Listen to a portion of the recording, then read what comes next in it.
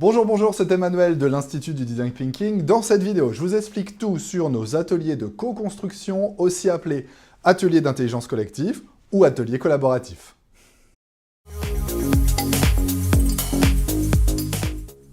Quand on vous demande « Allez, vas-y, innove, reviens avec des nouvelles solutions », c'est pas toujours facile.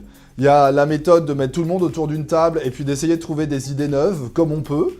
Et puis, il y a une démarche plus structurée, avec des méthodes appropriées, ce sont les ateliers d'intelligence collective. Nous, on part avant tout de la problématique que vous avez pour mettre en place des ateliers entre les collaborateurs de votre organisation, et on peut y ajouter d'autres parties prenantes, comme des clients, des partenaires, des prestataires.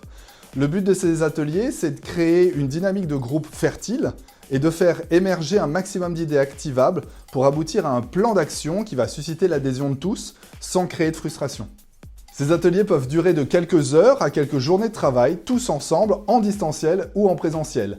Le gros point fort de nos ateliers, c'est qu'en peu de temps, on arrive à sortir de vraies idées priorisées dans un plan d'action motivant pour tout le monde, tout en faisant en sorte d'inclure chaque point de vue, et tout ça dans la bonne humeur.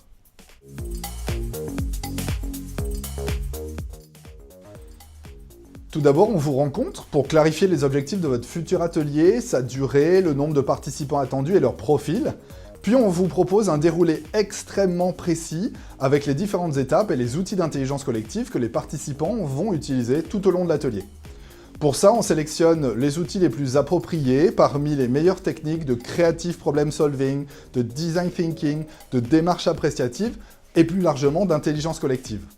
Vous validez ce déroulé et nous animons ensuite l'atelier en aidant les participants à faire avancer le projet et en veillant à ce qu'il reste bien dans l'objectif attendu.